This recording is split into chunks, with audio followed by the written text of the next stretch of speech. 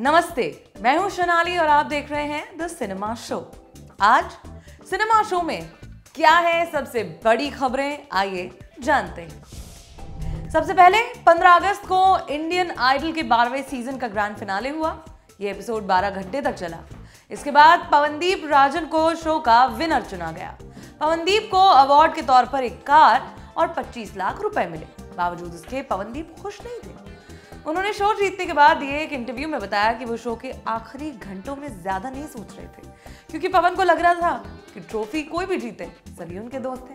पवनदीप इसी बातचीत में जोड़ते हैं, जब मुझे ट्रॉफी मिली तब मैं बहुत अच्छा महसूस नहीं कर रहा था, क्योंकि मुझे लगता है कि जितने भी लोग फाइनल्स में थे हम सभी उस ट्रॉफी को जीतने के हकदार थे। हमने तय किया है कि आगे भी साथ में काम करते रहेंगे और शो के बाद भी एक दूसरे के कांटेक्ट में बने रहेंगे।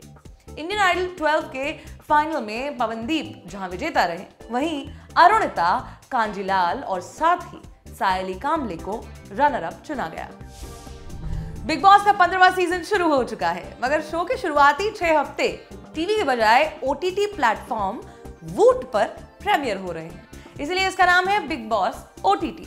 इस रियलिटी शो के OTT वर्जन को करण जौहर होस्ट कर रहे हैं। टीवी पर इसे सलमान खान होस्ट करेंगे। खैर, बिग बॉस OTT ने शुरू होने के साथ रफ्तार तो पकड़ ली है। 15 अगस्त को इसका पहला हफ्ता पूरा हुआ।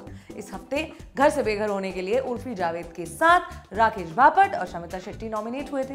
शमिता और राकेश ने जहां खुद नॉमिनेशन में जाना चुना था, वहीं उर्फी अपने पार्टनर जीशान खान की वजह से नॉमिनेट हो गई थी, क्योंकि जीशान ने अन वक्त पर उर्फी के साथ अपना कनेक्शन तोड़कर दिव्या अग्रवाल को अपना पार्टनर बना लिया। रविवार को शो के होस्ट करण जौहर ने अनाउंस किया कि बिग बॉस OTT से बाहर होने वाली पहली सदस्य उर्फी जावेद है। अल्लू अर्जुन की पुष्पा और महेश बाबू की आगामी फिल्म सरकारों वारी पाटा के कुछ सीन्स और गाने ऑनलाइन लीक हो गए हैं। खबरों के मुताबिक पुष्पा का एक फाइट सीक्वेंस लीक हो गया है, जिसमें अल्लू अर्जुन लोहे की कुर्सी से कुछ लोगों को पीट रहे हैं। साथ ही फिल्म के एक गाने का तेलुगु वर्जन भी ऑफिशियल रिलीज से पहले लीक हो गया है। दूसरी तरफ महेश बाबू और कीर्ति सुरेश की फिल्म सरकारों वारी पाटा के भी कुछ सीन्स लीक हो गए हैं। चर्चा है कि इन सीन्स को फिल्म के क्रू मेंबर्स ने ही लीक कर दिया है। दिलचस्प बात यह है कि इन दोनों ही फिल्मों को मैत्री मूवी मेकर्स नाम की प्रोडक्शन कंपनी फाइनेंस कर रही है। इन्होंने इस बारे में ऑफिशियल स्टेटमेंट जारी करते हुए बताया कि इस तरह की लीक से बेहद आहत है और इस मामले में वो साइबर क्राइम पुलिस की मदद से आरोपियों को पकड़ने की हर संभव कोशिश कर रहे हैं। अफगानिस्तान में हुए तख्तापलट को लेकर दुनिया भर में हंगामा है, लोग बात कर रहे हैं। ऐसे में हमने ये देखने की कोशिश की कि इंडिया फिल्म फ्रेटर्निटी से इस पर किन लोगों ने क्या क्या बातें की। सबसे पहले फिल्म एक्टर और प्रोड्यूसर निखिल द्विवेदी ने इस पूरे मामले पर एक ट्वीट करते हुए लिखा, CIA अफगान सिचुएशन को सही से रीड नहीं कर पाया, मगर वो भी अपने घर के इतने पास। क्या हम रिपोर्ट्स के लिए CIA पर निर्भर हैं या अपने आप हम रिपोर्ट्स तैयार करते हैं? मैं सिर्फ पूछ रहा हूं क्योंकि ये जेन्युइन क्वेश्चन है। वहीं ब्रेक के बाद जैसी फिल्म और फ्लैश जैसी वेब सीरीज बना चुके दानिश असलम ने एक खबर का स्क्रीनशॉट शेयर किया। इसमें लिखा था, 20 साल बाद अफगानिस्तान में US का युद्ध वैसे ही खत्म हुआ जैसे शुरू हुआ था। तब भी अफगानिस्तान में तालिबान राज था, आज भी उनका राज है। दानिश के इस ट्वीट को एक्टर स्वरा भास्कर ने भी रीट्वीट किया। मशहूर एक्टर सिद्धार्थ शुक्ला ने भी अपने इंस्टाग्राम हैंडल पर अफगानिस्तान मामले पर अपनी राय रखी। सिद्धार्थ ने अपनी एक उदास फोटो डालते हुए लिखा, अफगानिस्तान में जो हालात हैं उसके लिए बहुत बुरा फील कर रहा हूँ कि अब भी मानवता बची हुई है। थलेवी और 83 जैसी फिल्मों के प्रोड्यूसर विष्णु वर्धन इंदुरी ने 15 अगस्त के मौके पर एक बड़ी अनाउंसमेंट कर दी है।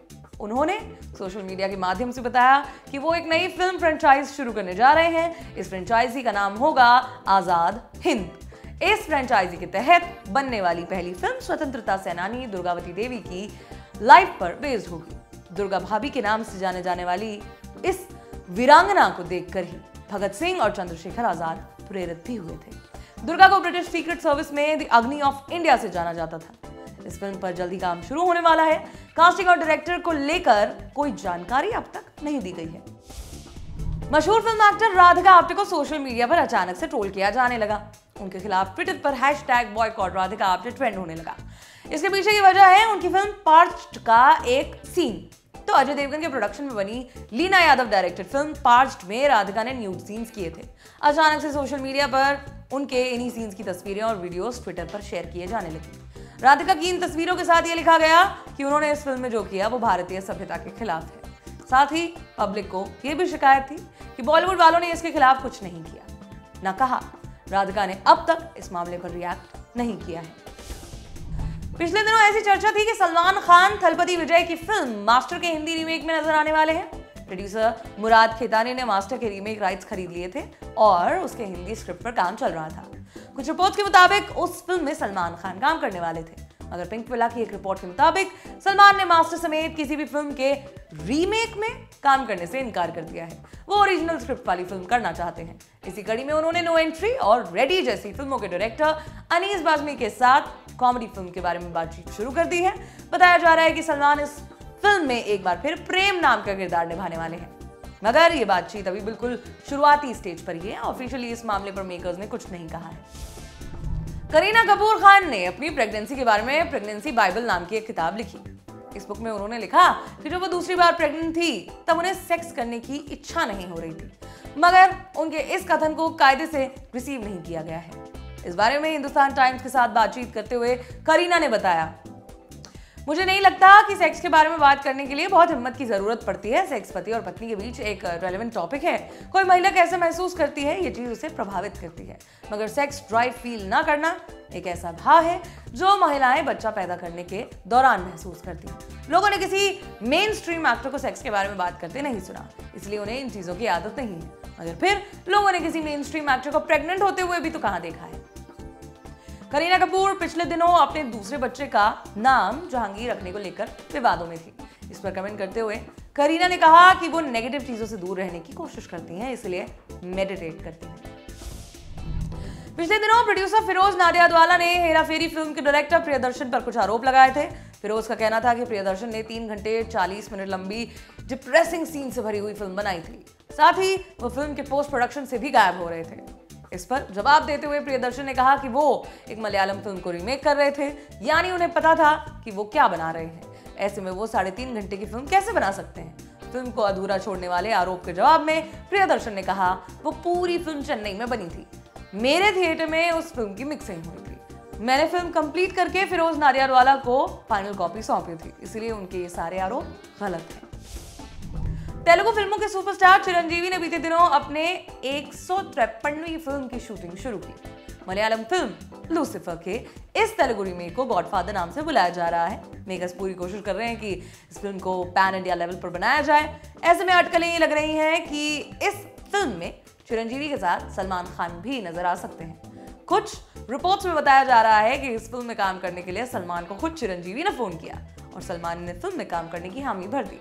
लूसिफर में जो रोल पृथ्वीराज सुकुमारन ने किया था उसी किरदार में सलमान नजर आ सकते हैं, मगर एक गेस्ट रोल होगा। हालांकि इस बारे में अब तक मेकर्स ने ऑफिशियली कुछ भी नहीं कहा। तो बस दी सिनेमा शो में आज आपके लिए इतना ही। कल फिर मुलाकात होगी, तब तक के लिए बने रहिए हमारे साथ और देखते रहिए दी लंदन टॉक। शुक्रिया।